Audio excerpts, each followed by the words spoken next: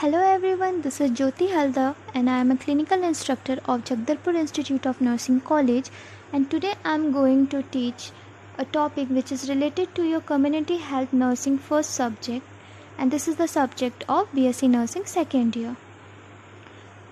So today's topic is dynamics of disease transmission. Dynamic of disease transmission in Hindi we can say रोगों का संचरण. Dynamic of disease transmission involves the chain of infection. Dynamic of disease transmission में जो है उसमें chain of infection शामिल है. It demonstrates the process by which infectious diseases are transmitted from the reservoir or source of infection to susceptible host.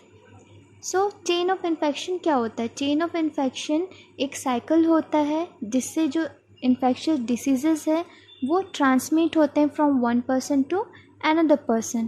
ठीक है, तो ये जो साइकिल है वो कंप्लीट होता है क्योंकि उनका एक प्रोसेस होता है. एक प्रोसेस के ज़रिए ये साइकिल कंप्लीट होता है और जो भी इन्फेक्शियस डिसीज़ है वो एक पर्सन से दूसरे पर्सन में फैलता है.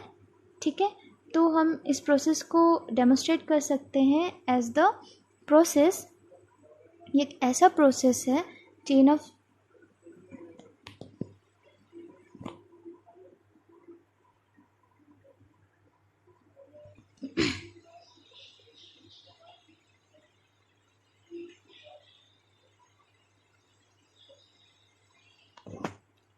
Hello everyone, this is Jyoti Haldar. I am a clinical instructor of Jagdalpur Institute of Nursing, and today I am going to teach a topic which is related to your subject Community Health Nursing first. This is the subject of BSc Nursing second year.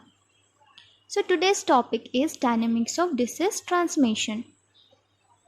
Dynamic of disease transmission in Hindi we can say रोगों का संचरण. Dynamic of disease transmission involves the chain of infection. It demonstrates the process by which infectious diseases are transmitted from the reservoir or source of infection to susceptible host. Dynamic of disease transmission में chain of infection शामिल है.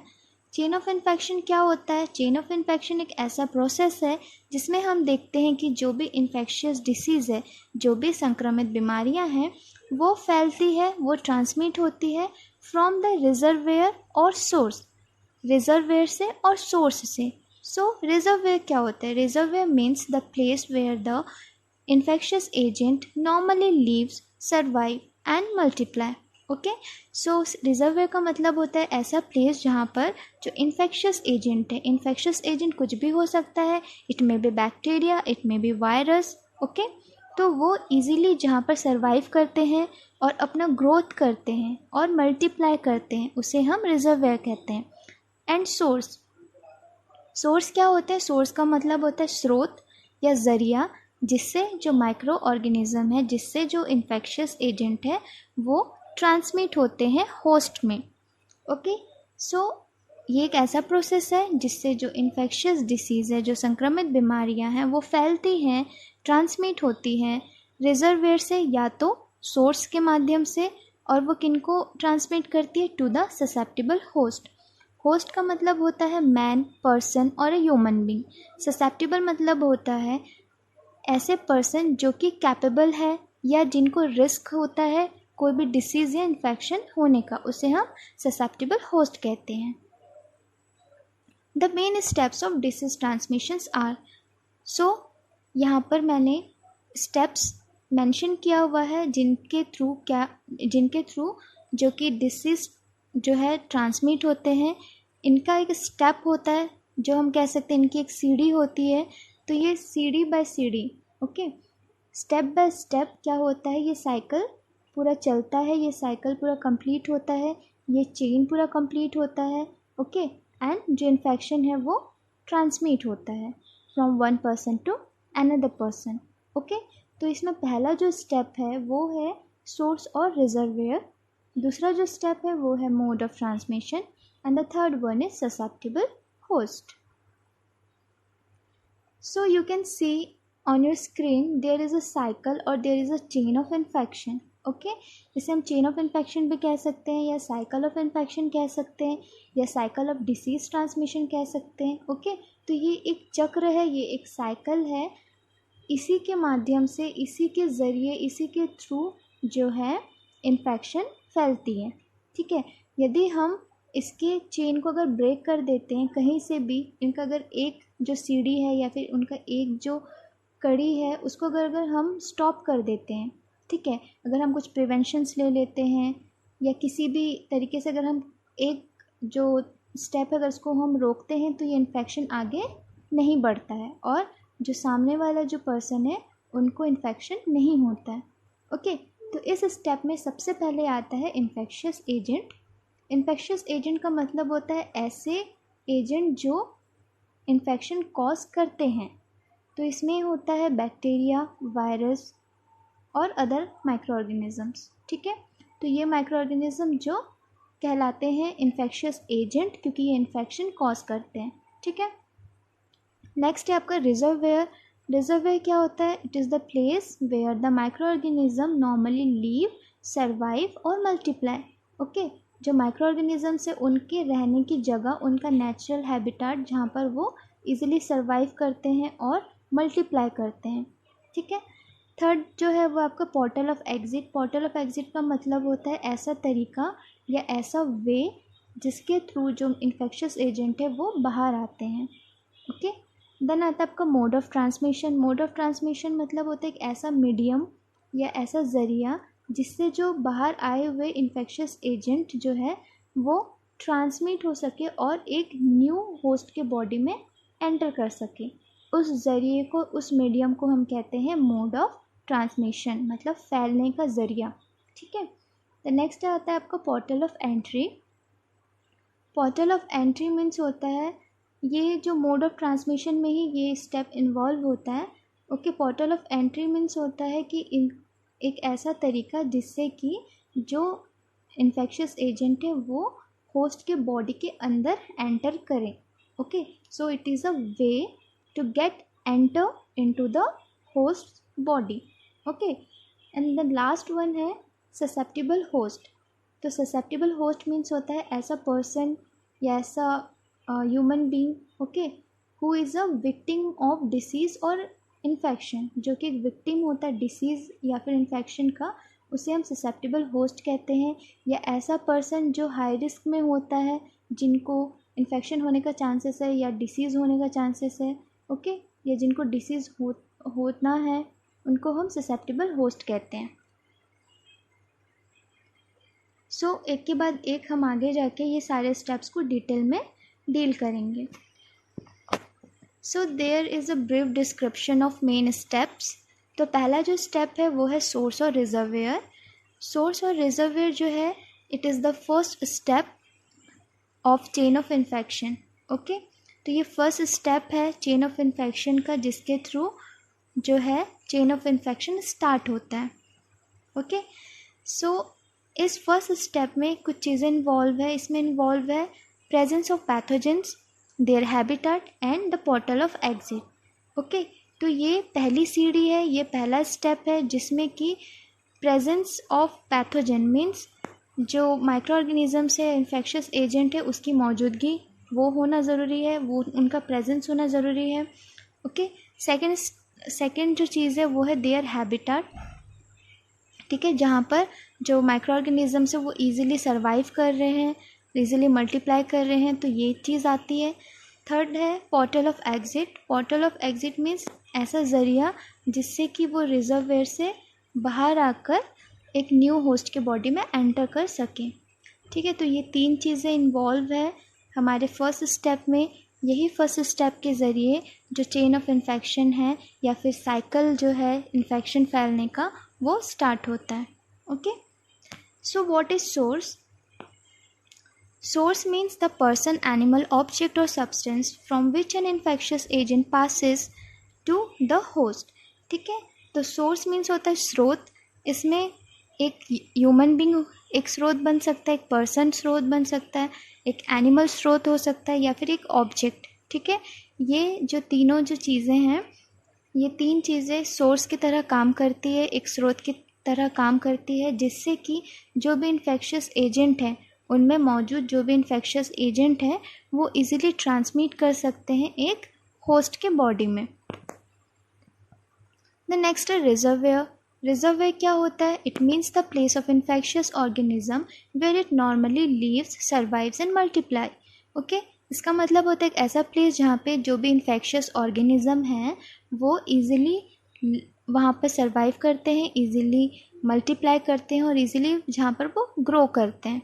Okay, so the natural habitat of an organism में be human, animal और environmental. ठीक है, तो एक natural habitat या फिर एक नेचुरल जगह जहाँ पर जो इन्फेक्शियस एजेंट है वो आसानी से पनप सकते हैं, आसानी से वो लोग सर्वाइव कर सकते हैं, आसानी से वहाँ पर वो ग्रोथ कर सकते हैं. ठीक है, तो उनका नेचुरल हैबिटेट जो है वो एक ह्यूमन भी हो सकता है, एक एनिमल भी हो सकता है और इन्वायरमेंट भी हो सकता है. सो द रिजर्वेयर में B classified into the 3 main categories. तो ये रिजर्वेयर को 3 कैटेगरीज में डिवाइड किया गया है. It may be human reservoir, animal reservoir and environmental reservoir. So सबसे पहले हम डील करते हैं human reservoir. So human reservoir में बी डिवाइड और कैटेगराइज्ड इनटू 2 टाइप्स. इसको 2 टाइप्स में कैटेगराइज किया गया है या 2 टाइप्स में डिवाइड किया गया है ह्यूमन रिजर्वेयर को. First one is case, second one is carrier. Okay, so reservoir का मीन्स क्या होता है? रिजर्वेयर मीन्स जहाँ पर जो माइक्रो ऑर्गेनिजम्स है वो क्या करते हैं? ग्रो करते हैं. ओके, और जहाँ पे वो सर्वाइव करते हैं उस जगह को हम क्या कहते हैं? रिजर्वेयर. तो जो एक ह्यूमन बीइंग है वो भी एक रिजर्वेयर हो सकता है. उनके बॉडी के अंदर भी माइक्रो ऑर्गेनिज्म सर्वाइव कर सकते हैं. ओके, सो सबसे पहला जो है केस. केस किसे कहते हैं?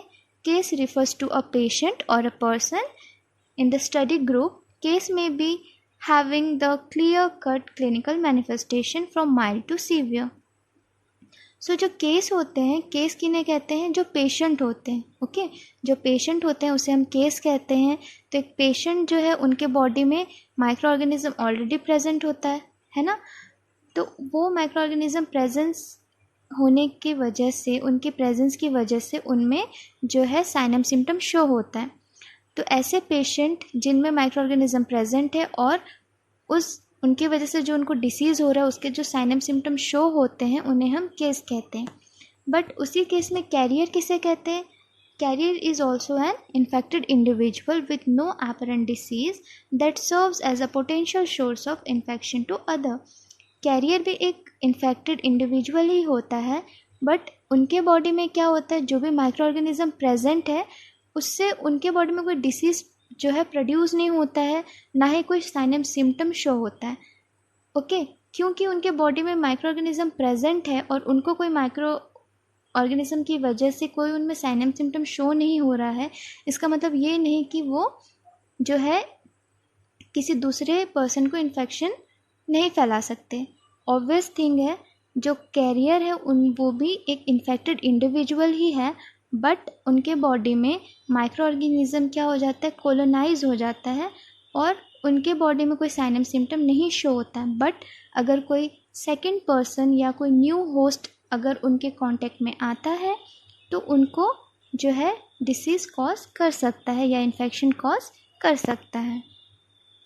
Second one is animal reservoir. Animal reservoir जो है वो मेजर सोर्स ऑफ इन्फेक्शन है.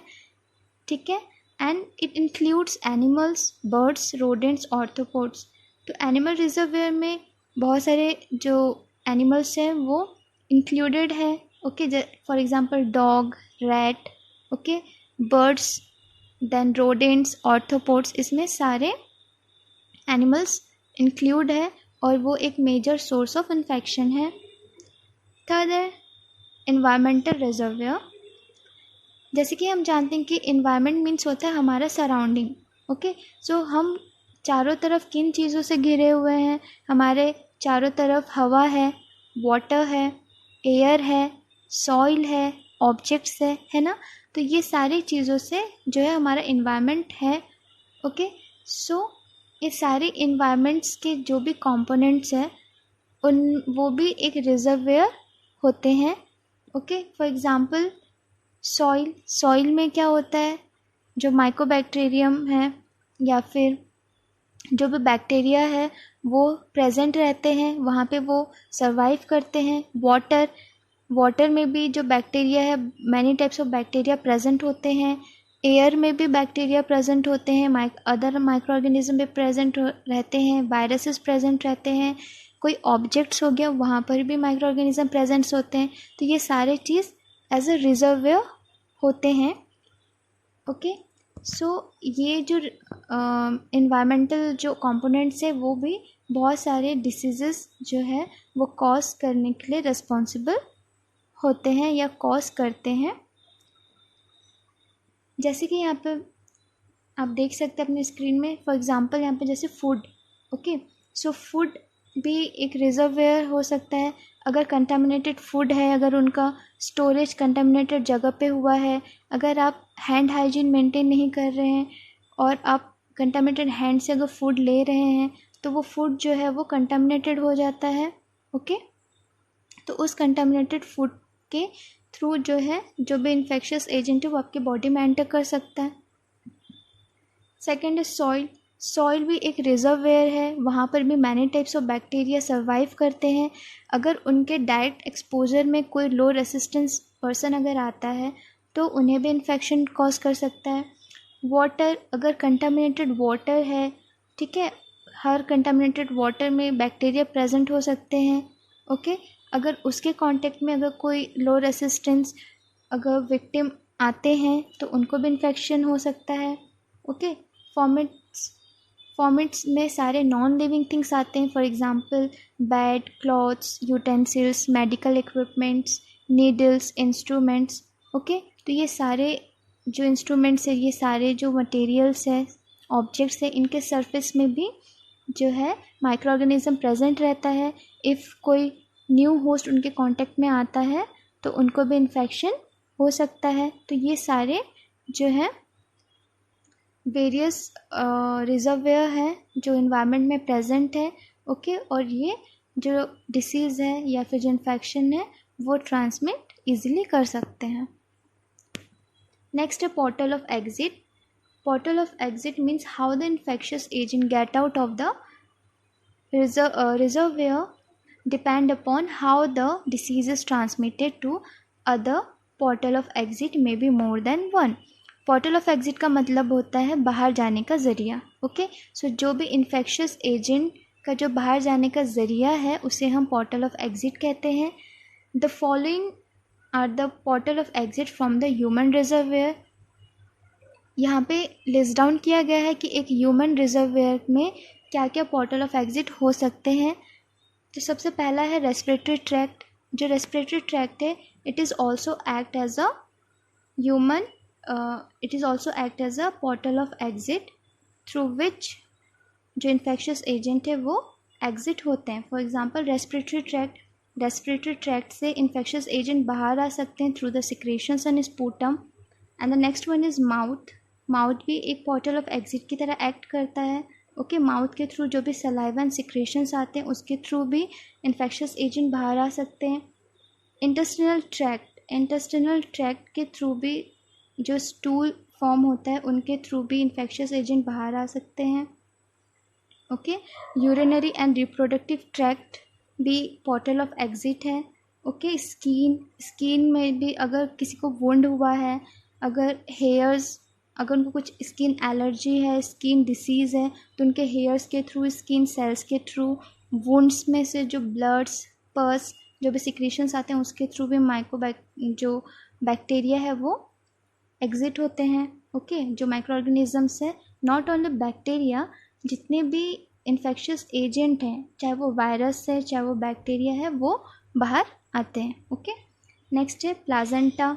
प्लाजेंटा भी एक पोर्टल ऑफ एग्जिट है, क्योंकि अगर कोई मदर है, उनको अगर कुछ इन्फेक्शियस डिसीज़ है या उनको कुछ इन्फेक्शन है, अगर उनके वूम में कोई बेबी है, ठीक है, तो उनके वूम में जो बेबी है उनमें प्लाजेंटा प्रेजेंट होता है। तो प्लाजेंटा में एक बैरियर होता है, ठीक है, जो बाहर के जो इन्फेक्शियस एजेंट है जो कि बेबी को हार्म कर सकते हैं उनसे उनको प्रोटेक्ट करते हैं। तो सम टाइम क्या होता है, वो कुछ इन्फेक्शियस एजेंट इतने स्ट्रॉन्ग होते हैं कि वो प्लाजेंटल बैरियर को ब्रेक करते हैं और बेबी को डायरेक्ट हार्म करते हैं और बेबी को इन्फेक्शन कॉज करते हैं। ठीक है,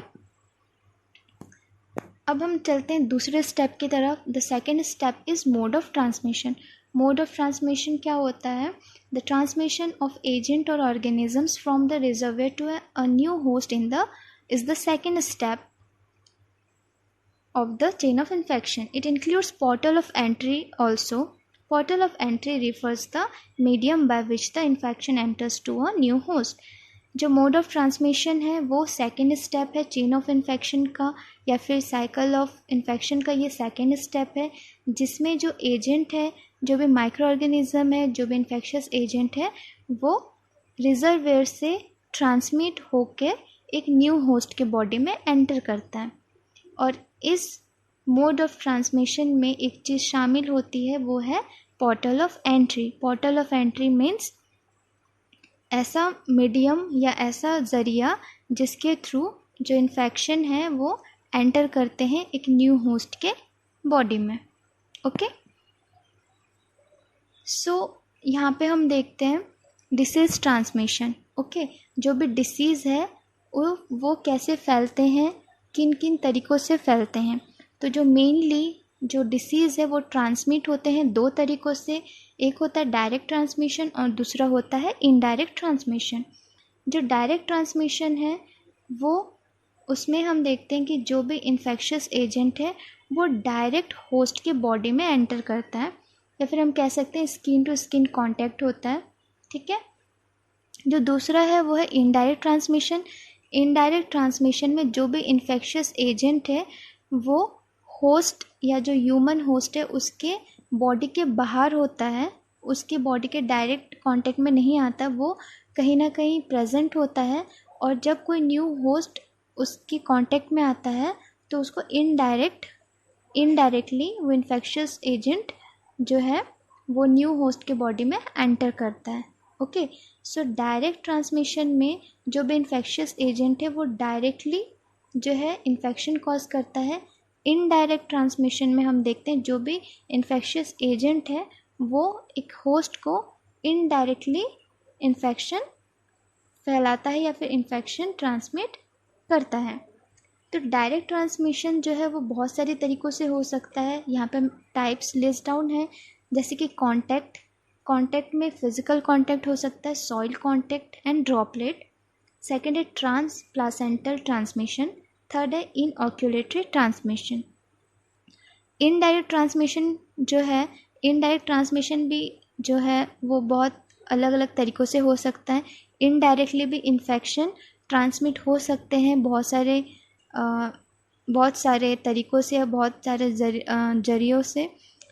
तो इसमें है जो कॉमन सोर्स है वो है vehicle, fomites, hands and airborne transmission है and vector borne transmission.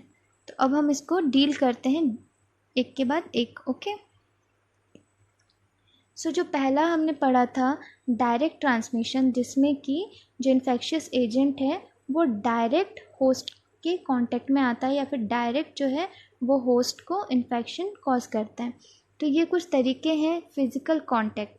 If जो पर्सन है या जो न्यू होस्ट है, अगर जो इन्फेक्टेड पर्सन है उससे अगर डायरेक्ट कांटेक्ट में आता है थ्रू सेक्सुअल कांटेक्ट, या उनको टच करता है, हैंडशेक करता है थ्रू द किस एंड ऑल, तो इससे जो है इन्फेक्शियस एजेंट है वो एक न्यू होस्ट के बॉडी में डायरेक्ट एंटर कर सकता है एंड उस पेशेंट को डायरेक्ट इन्फेक्शन कर सकता है, फैला सकता है. ओके, नेक्स्ट है सॉइल कांटेक्ट. सॉइल कांटेक्ट में भी जो है डायरेक्ट एक्सपोजर अगर होता है किसी होस्ट को, अगर डायरेक्ट एक्सपोजर होते हैं वो सॉइल के, ठीक है, जिसमें कि बहुत सारे बैक्टीरिया प्रेजेंट होते हैं सॉइल में. इफ़ अगर कोई होस्ट डायरेक्टली सॉइल के कांटेक्ट में आता है तो वो जो इन्फेक्शियस एजेंट है वो डायरेक्ट उनके बॉडी में एंटर करके उनको डायरेक्ट इन्फेक्शन कॉज कर सकता है. ओके, ड्रॉपलेट कांटेक्ट भी एक तरीका है. ड्रॉपलेट कांटेक्ट के ज़रिए भी जो डायरेक्ट ट्रांसमिशन हो सकता है इन्फेक्शन का. ओके, वो किस तरह से हो सकता है? ये मेनली जिनको रेस्पिरेटरी ट्रैक्ट इन्फेक्शन है उनके थ्रू ये डायरेक्ट ट्रांसमिशन ऑफ इन्फेक्शन होता है. अगर किसी व्यक्ति को रेस्पिरेटरी ट्रैक्ट इन्फेक्शन है, जैसे कि किसी को ट्यूबरक्लोसिस है, ओके, एंड किसी को जो है वो रेस्पिरेटरी ट्रैक्ट से रिलेटेड कोई इन्फेक्शन है, अगर वो उनके कांटेक्ट में अगर कोई आते हैं, ठीक है, एक न्यू होस्ट अगर उनके कांटेक्ट में आते हैं और उनके सामने अगर वो स्नीज़ कर देते हैं, कफिंग कर देते हैं, तो जो भी उनके माउथ से ड्रॉपलेट्स बाहर आता है वो डायरेक्ट एक न्यू होस्ट को, जो न्यू होस्ट है उनके कांटेक्ट में आता है और जो एक न्यू होस्ट है उनको डायरेक्ट इन्फेक्शन कॉज कर सकता है। सेकेंड वन हम देखते हैं ट्रांसप्लासेंटल ट्रांसमिशन। ट्रांसप्लासेंटल ट्रांसमिशन मैंने पहले ही बताया था कि ये प्लाजेंटा के थ्रू जो है वो इन्फेक्शन कॉज करता है। फॉर एग्ज़ाम्पल एक मदर है, अगर उनको कुछ इन्फेक्शन हुआ है और उनके थ्रू डायरेक्ट, प्लाजेंटा के थ्रू डायरेक्ट क्या कर रहा है, बेबी को कॉज कर रहा है, तो ये डायरेक्ट ट्रांसमिशन हुआ इन्फेक्शन का। ओके, तो इसमें जो मेनली कुछ इन्फेक्शियस एजेंट होते हैं जिनको हम शॉर्ट में टॉर्च के नेम से बुलाते हैं। तो टॉर्च का फुल फॉर्म होता है TO for toxoplasmosis, R for rubella virus, C for cytomegalovirus, H for herpes virus. तो ये कुछ एजेंट्स हैं जो डायरेक्ट ट्रांसमिशन ऑफ इन्फेक्शन के लिए रिस्पॉन्सिबल होते हैं। And the next one is inoculated transmission. Inoculated transmission में हम देखते हैं कि इसमें भी डायरेक्ट इन्फेक्शन जो है वो ट्रांसमिट होते हैं through the infected syringe, infected needle. अगर इनके कांटेक्ट में अगर कोई न्यू होस्ट आता है, अगर उनको प्रिक हो जाता है या फिर हम एक इन्फेक्टेड नीडल या इन्फेक्टेड सिरिंज का अगर हम यूज़ करते हैं, तो जो डायरेक्ट जो इन्फेक्शियस एजेंट है वो उनके बॉडी में एंटर करता है एंड जो डायरेक्ट इन्फेक्शन जो है वो ट्रांसमिट होता है। नेक्स्ट हम देखते हैं इनडायरेक्ट ट्रांसमिशन। इनडायरेक्ट ट्रांसमिशन में जो होस्ट है वो डायरेक्ट जो है इन्फेक्शियस एजेंट के कांटेक्ट में नहीं आता है, वो किसी न किसी सोर्स के थ्रू वो उनके कांटेक्ट में आते हैं। तो इसमें जो मेनली है वो व्हीकल होते हैं। व्हीकल में जैसे कि फूड हो गया, वाटर हो गया, आइस हो गया, ब्लड हो गया, है ना, बायोलॉजिकल प्रोडक्ट्स हो गए। तो ये सारे जो है वो एज अ व्हीकल के जैसे रोल प्ले करते हैं और एज अ व्हीकल की तरह ये एक्ट करते हैं, और ये सारे जो चीज़ें हैं वो इनडायरेक्टली जो है होस्ट को इन्फेक्शन कॉज करता है। नेक्स्ट है फॉर्मिट्स। फॉर्मिट्स में सारे नॉन लिविंग थिंग्स आते हैं। For example books, clothes, utensils, toys, phones. Okay, तो इन सारे के अगर कांटेक्ट में अगर आते हैं तो ये सारे जो हैं इनमें भी माइक्रो ऑर्गेनिज्म प्रेजेंट होता है उनके सरफेसेस में। इफ़ कोई होस्ट इनके कांटेक्ट में आता है तो उनमें इनडायरेक्ट जो है वो इन्फेक्शन ट्रांसमिट करते हैं और इनडायरेक्ट ट्रांसमिशन होता है उनके बॉडी में इन्फेक्शन का। ओके, नेक्स्ट है airborne transmission. Airborne transmission direct transmission में भी होता है। Okay, direct transmission of infection भी कॉज करता है एयरबोर्न, एंड एयरबोर्न ट्रांसमिशन जो है वो इनडायरेक्टली भी इन्फेक्शन कॉज करता है।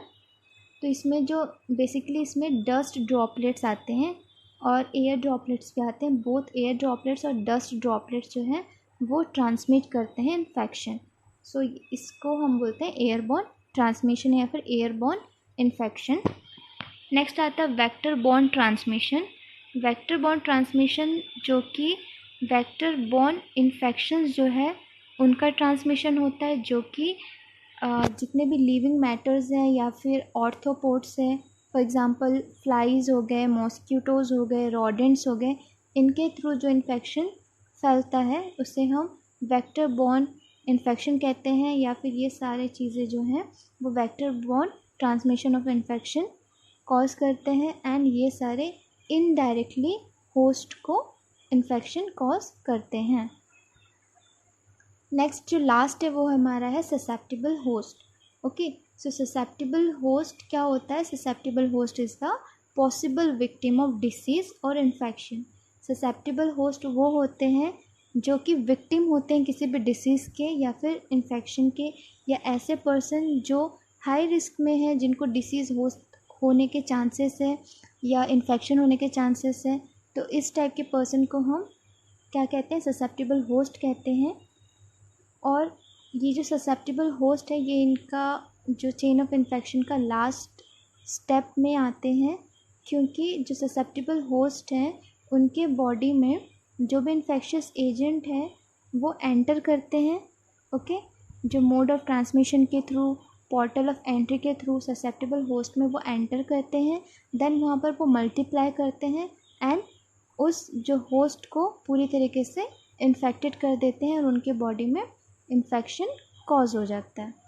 ठीक है, तो ये जो है लास्ट जो स्टेप है उनमें ससेप्टेबल होस्ट आते हैं।